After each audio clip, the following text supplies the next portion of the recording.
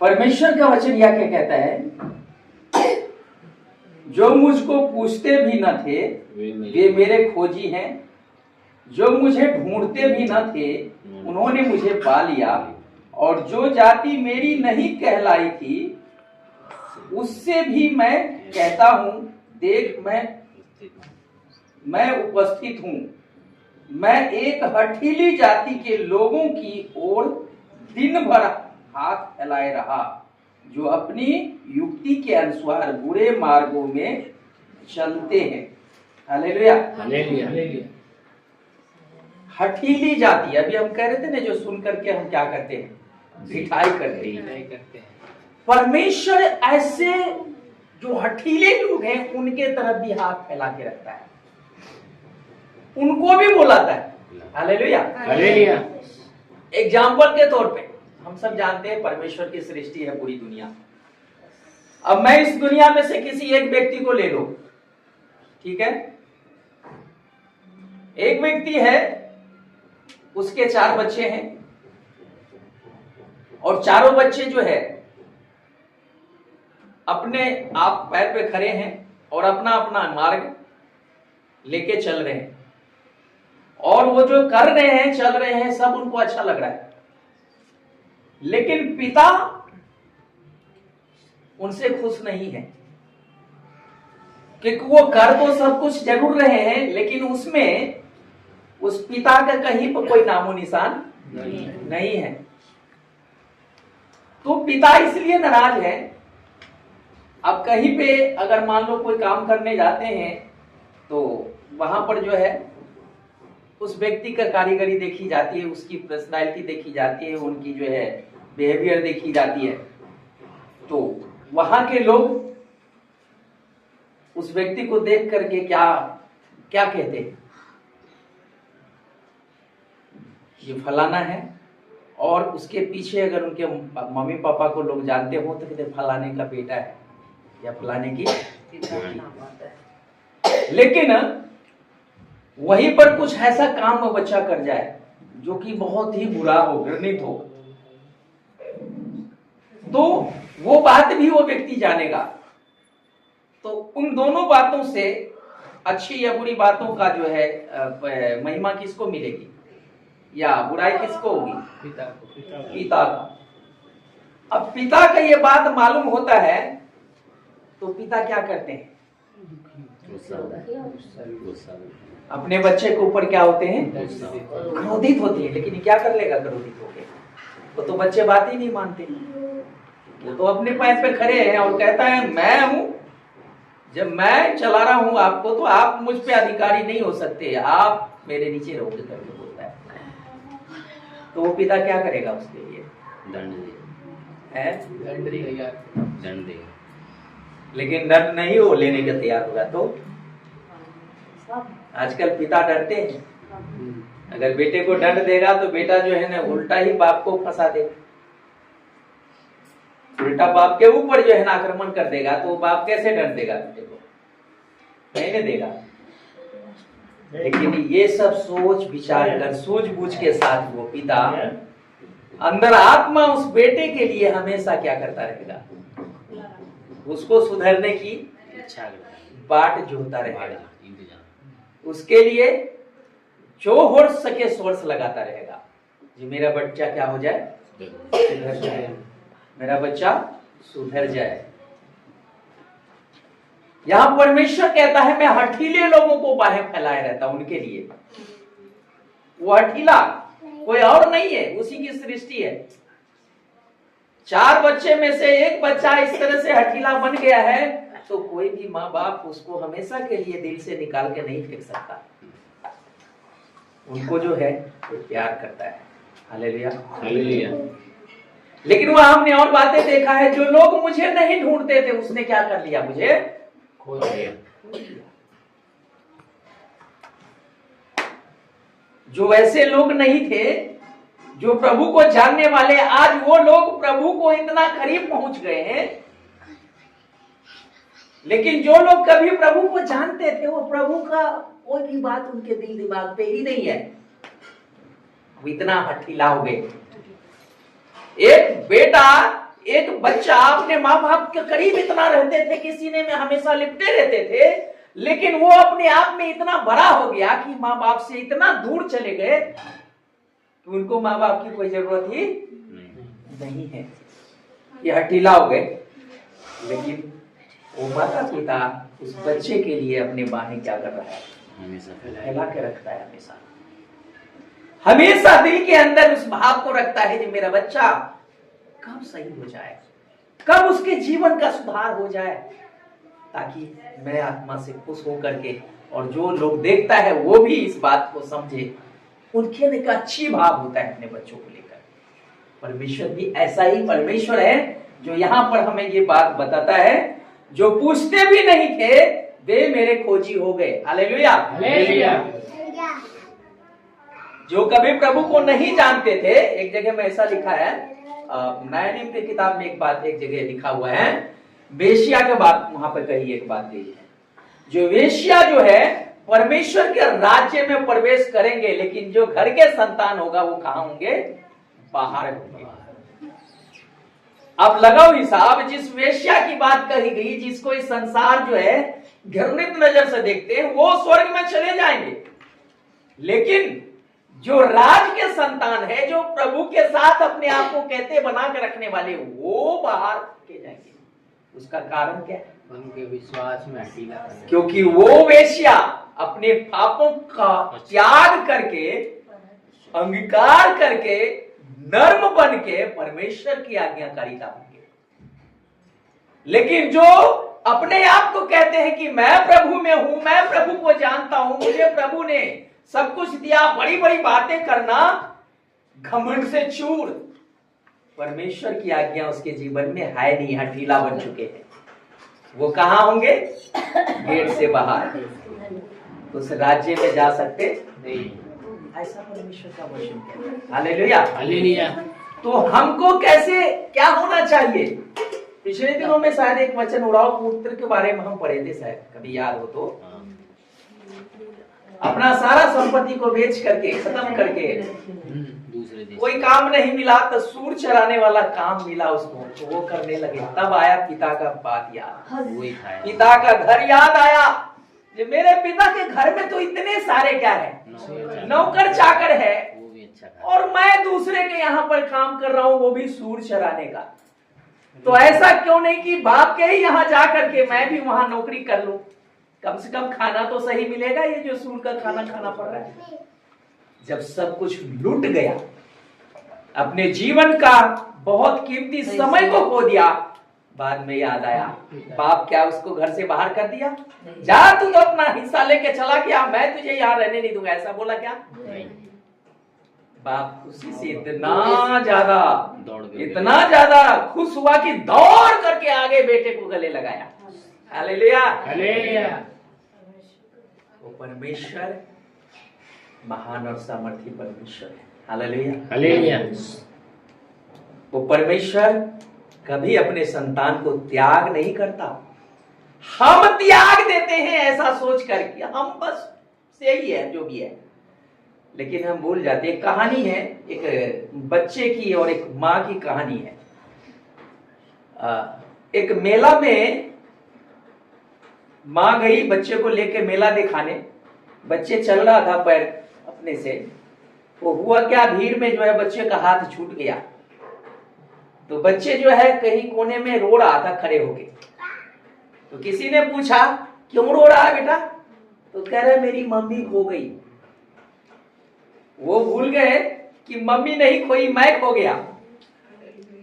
Mummy तो बेटे को ढूंढ रही है, लेकिन वही वाली कहानी आ जाता है उन लोगों के लिए।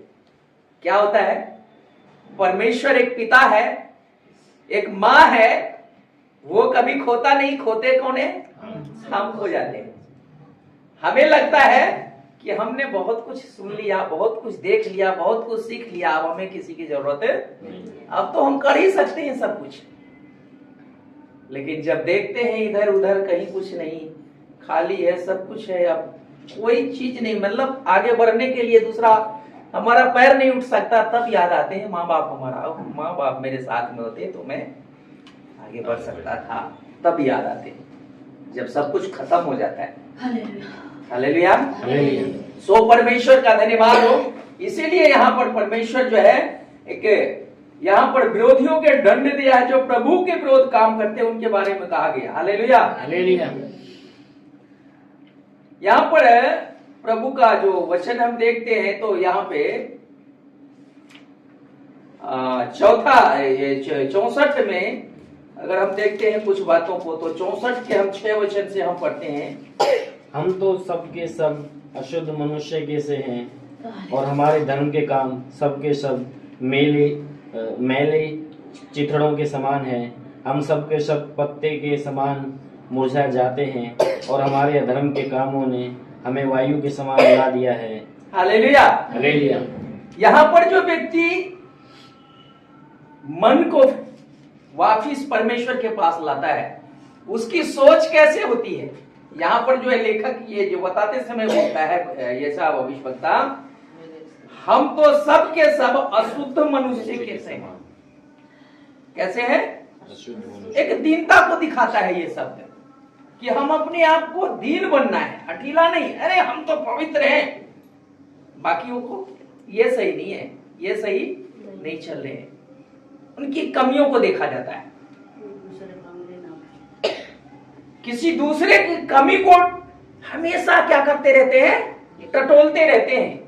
पूरी बॉडी में देखेंगे पूरा बॉडी ठीक ठाक है और एक जगह थोड़ा सा दाग नजर आ जाए, ये देखो ये दाग कैसे लगा आपको?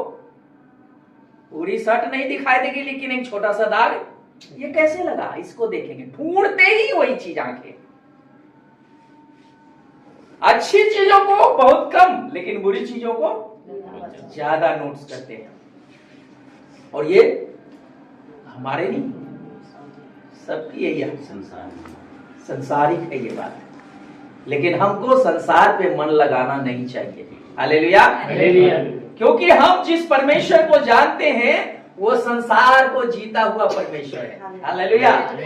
उसने संसार को क्या कर लिया है? जीत लिया है और हम उसके संतान हैं। तो हम संतान का मन दिन कैसा होना चाहिए? वैसा हठीला नहीं होना चाहिए, कठोर नहीं होना चाहिए।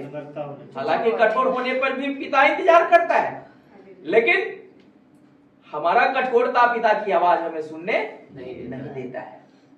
लेकिन जो व्यक्ति पिता की आवाज सुनता है वो अपने पिता से कभी ऊपर नहीं जाने की कोशिश करता है, हमेशा उसके नीचे ही। यहां वो शब्द बोल रहा है व्यक्ति जो अपने आप को दीन रखता है। हालेलुया। कहता है हम तो सब के सब अशुद्ध मनुष्य के से हैं और हमारे अधर्म के काम सब के सब मैले और चिथरे के समान है।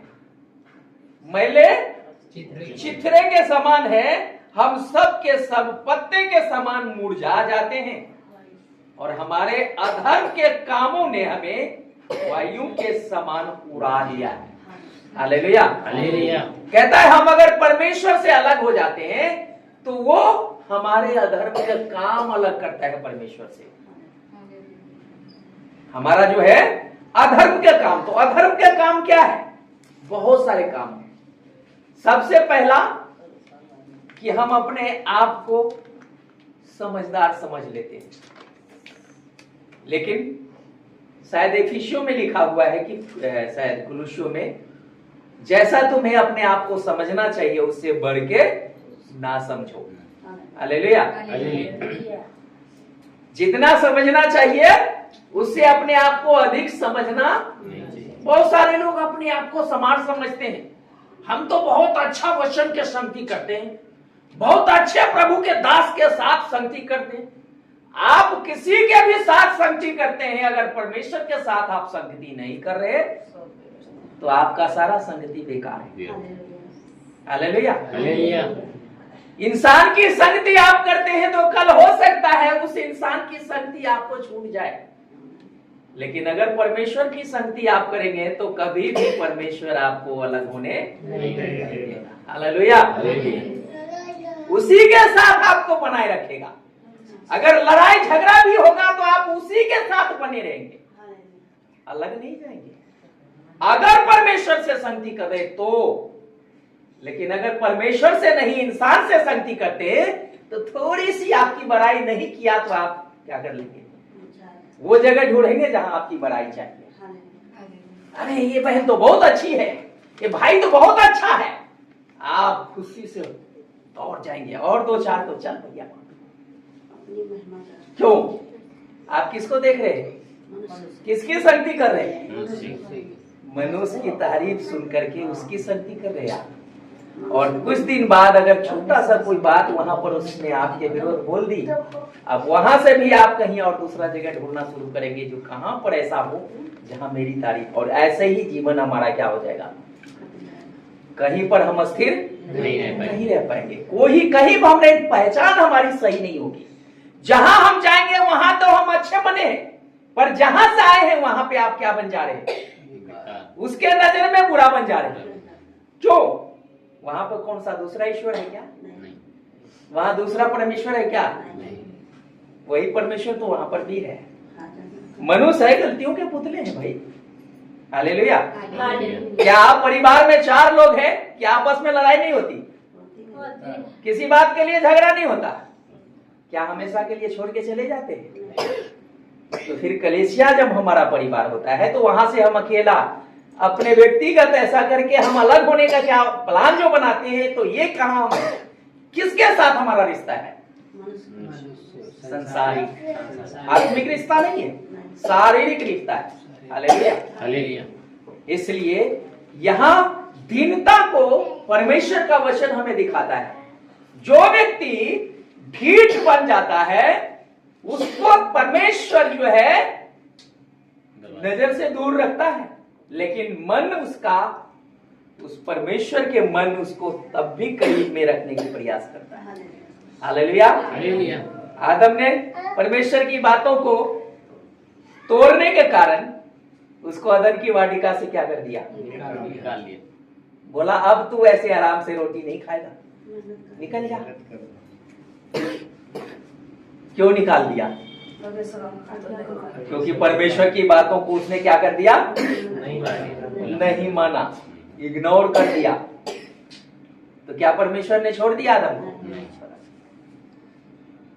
उसके बाद भी परमेश्वर उसके साथ रहा और उसके खाने का, पीने का, पहनने का, ओढ़ने का सारा इंतजाम पहले कर दिया। Hallelujah, hallelujah. जो खाने के लिए उसको वहां पर आराम से फल खाता था, लेकिन उसके बाद परमेश्वर ने कहा मिट्टी को खोदना है, जोतना है और उसमें बीज डालना है, तब वो तेरे लिए क्या करेगी? अनाज को पैदा करेगी और उसको तू खाएगा। Hallelujah, hallelujah. खिलाने का इंतजाम परमेश्वर ने कहा, लेकिन बता दिया खाएगा तो कैसे, और सब कुछ आज कर रहे हैं हम, आप कर रहे हैं ना। लेकिन हम ही में से कुछ है, क्या है? छोटे बच्चे काम करने जाता है, फैक्ट्री में जाते हैं? नहीं जाते। वो अभी अदन की वाटिका में। कहाँ पे है ये बच्चे अभी अदन के वाटिका में है। इस बच्चे को तब तक आप खिलाते रहोगे जब तक कि आपके अधीनता में रहेंगे। जिस दिन ये बच्चे अपने आप को आपके बराबरी समझना शुरू कर देगा, उसी दिन आप कहोगे निकल, चल जा काम करने, चल ड्यूटी जा करने के लिए, कमाएगा तब खाएगा। वहीं से अदन की वाटिका से निकासी होता है। मेरी बात समझ में आया? Hallelujah, hallelujah. परमेश्वर की उपस्थिति में रहना ही हमारे लिए अदन की वाटिका है। अगर हम सब आज बड़े होने के बाद भी अगर उसकी उपस्थिति में चलते हैं, तो वो खुशी, वो आनंद जो अदन की वाटिका में आदम को मिला, वो आज हमारे साथ भी मिलने वाला है। Hallelujah, hallelujah. वो परमेश्वर आज भी हमको वो आशीष देने वाला परमेश्वर है। इसलिए हम अपने आप को क्या करना है? कितना भी हम समझदार हैं, तो समझदार सबके नजर में बन करके रहना हमारा ठीक नहीं है। क्योंकि यहाँ जो किताब में लेखक जो भविष्यवक्ता है, ये बहुत सारी कुर्बानियां दी है। हालेलुया, बहुत बड़ी कुर्बानियां दी है ये सब प्रभु के दास जो अभी जिसके वचन हम सुन रहे, भविष्यवक्ता जो ये सागा यहाँ पर कहता है, हम हमारा धर्म का कोई काम, हम कहते हैं ना कुछ अच्छा काम करने के बाद हम जताते हैं हमने कर दिया। कुछ लोगों का आदत है एक छोटा सा कोई काम करके बार बार बनते, मैंने ये काम कर दिया है ना, मैंने ये किया है। कोई पूछने पे ये काम मैंने किया है। नहीं, मैं कहूँ ये बिल्डिंग मैंने बनाया है। लेकिन वो बिल्डिंग जब खराब दिखेगी तब नहीं कहेंगे, लेकिन अच्छा दिखेगी तब कहेंगे। क्यों? मेरा नाम मैंने बनाया है ना। भाव तो यही होती है ना। जिसको मैं बता रहा हूँ वो कहेंगे हाँ उन्होंने अच्छा बनाया है। अब वो जो टूटा फूटा टेढ़ा मेढ़ा अगर होगा तो वहां पे लगेगा कि अगर मैं बता दूंगा ऐसे बनाए हो आप, तो उसको नहीं बताएंगे जल्दी। अच्छा बनाए हैं, अच्छा काम किए। इसलिए जो अच्छा कारीगर होता है ना वो कारीगरी अपने तरीके से करता है, दूसरे के कहने से तक कारीगरी नहीं करता। दूसरा कुछ भी कह ले, सुन जरूर लेता है, लेकिन करता वही है जो उसको लगता है कि ये सही होगा। हालेलुया। परमेश्वर हमारी सुनता है, लेकिन करता परमेश्वर वो है जो हमारी जरूरत है।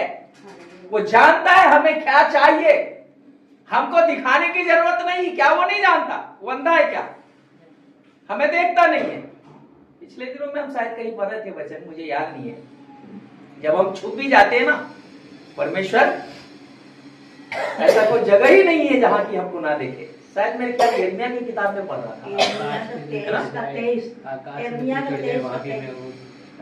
हाँ, यिर्मयाह 23 अध्याय में हम देख रहे थे, 22 या 23 वचन में लिखा है, शायद 23 या 24 में ऐसा है ना, कि हम ऐसा कोई स्थान नहीं जहां पर हम क्या कर सके, छिप जाए।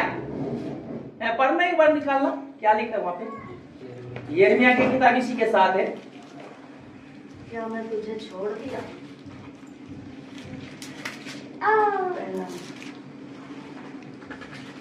23 अध्याय निकालना, 23 वचन पढ़ना। यहोवा की यह वाणी है, क्या मैं ऐसा परमेश्वर हूँ जो दूर नहीं निकट ही रहता हूँ। फिर यहोवा की यह वाणी है, क्या कोई ऐसे गुप्त स्थानों में छिप सकता है कि मैं उसे ना देख सकूं? क्या कोई ऐसे गुप्त स्थान है जहां कोई छुप सकता है और मैं ना देखूं? ऐसा कोई स्थान है? कहीं भी हम छुप जाए वो हमको देखता है। क्या मैं ऐसा परमेश्वर हूं जो 23 वचन में क्या लिखा है? यहोवा की यह वाणी है, क्या मैं ऐसा परमेश्वर हूँ जो दूर नहीं निकट ही रहता हूँ। क्या मैं ऐसा परमेश्वर हूँ? लगता है आपको कि मैं दूर नहीं निकट ही आपके निकट ही रहता हूँ? मतलब एक बात कर रहा है, एक दोस्त जैसे बात करता है। क्या आपको लगता है कि मैं आपके साथ नहीं हूँ? मैं आपके साथ हमेशा रहता हूँ। विश्वास दिलाते हैं ना, अपनों को हम विश्वास दिलाते हैं ना। परमेश्वर भी यहाँ कहता है, क्या ऐसा लगता है कि मैं दूर नहीं पास में रहने वाला हूँ? ऐसा विश्वास है क्या? लगता है आपको? परमेश्वर बोलता है। Hallelujah, hallelujah. निराश का कोई बात ही नहीं आता। क्या ऐसा कोई स्थान है जहां छुप जाए कोई और मैं देखूं ना? ऐसा कोई स्थान ही नहीं है जहां के परमेश्वर की आंखें ना पहुंचे। Hallelujah, hallelujah. मिट्टी के नीचे छुप जाएंगे, वहां भी परमेश्वर हमको। ये आंख तो जरूर हम नहीं देखते एक दूसरे को, लेकिन मन की आंख जो आत्मिक आंख है, उस आंख से तो हम सब कुछ देखते हैं, है ना। Hallelujah, hallelujah. वो परमेश्वर जिसने मन दिया है, जो वो आंख दी है, वो परमेश्वर क्या नहीं देख रहा होगा? ऐसे ऐसे मशीन है जो बॉडी के ऊपर लगाने से अंदर में क्या है सब बता देता है। तो मशीन जिसने बनाया वो कोई मनुष्य है, लेकिन मशीन बनाने वाला जो है वो कैसा परमेश्वर है? वो कौन है? एक निर्जीव मशीन बना करके हमारी सारी बॉडी का क्या कर देता है? वो सारा जांच करके बिल्कुल दिखा देता है कहां क्या है। तो जो इतना दिमाग बना करके परमेश्वर जिस मनुष्य को बनाया, वो कितना दिमाग रखने वाला परमेश्वर है। Hallelujah, hallelujah. तो जो लोग उस परमेश्वर को नहीं जानते, जो लोग उस परमेश्वर को नहीं मानते, वो बहक जाते हैं किसी के बहकावे। आप जानते हैं ना इस दुनिया में क्या चलता है? अगर आप रास्ते में कहीं जा रहे हो और रास्ते में एक तरफ जो है पानी पिलाने वाला खड़ा रहे और दूसरी तरफ शरबत पिलाने वाला खड़ा रहे। अगर शरबत का अच्छी खुशबू आ रही है तो पानी पीने वाले के पास ना जाके किधर जाएंगे? शरबत पीने वाले। शरबत पीने वाले के पास।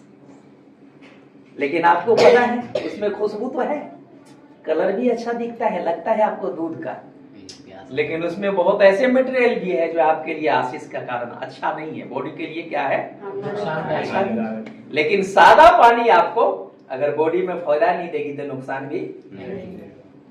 तो अगर आप समझदारी से काम करेंगे तो उस शरबत को त्याग करके प्यास लगी रहेगी तो क्या करेंगे? पहले पानी पिएंगे। प्यास बुझाने के लिए शरबत नहीं पिएंगे। अगर शरबत पी भी लेते हैं तो आपका प्यास नहीं बुझेगी और लगी। सोच के तो पिएंगे कि प्यास बुझ जाए, लेकिन प्यास बुझेगी नहीं तो प्रैक्टिकल के देख लेना। पेट भरेगा, प्यास नहीं। जब प्यास लगी रहेगी जोड़ के तो आप पानी मत पीना, वरना बड़ा शरबत हम पीते हैं, आपका पेट भर के यहाँ तक आ जाएगा, पानी विकार करने पे बाहर आ जाएगा, लेकिन संतुष्टि नहीं मिलेगी। आपको लगेगा एक घोट पानी सिंपल मिल जाता, सही है। तब जाकर के आपको क्या हो जाएगा? पानी आकर संतुष्टि मिल जाएगी। हालेलुया। देखो ये कितना समझदारी का काम करता है, लेकिन इस टाइम में शरबत नहीं है ना, इसीलिए। Hallelujah, hallelujah, hallelujah, hallelujah. So परमेश्वर का धन्यवाद हो। परमेश्वर जो है सब कुछ करने वाला परमेश्वर है, इसलिए हम सबको उस परमेश्वर की महिमा को किस तरीके से करना चाहिए? परमेश्वर के अनुकूल ही चलना चाहिए। परमेश्वर के अगुवाई में उनके ही हिसाब से करनी चाहिए। हालेलुया। बहुत सारे लोग वो जो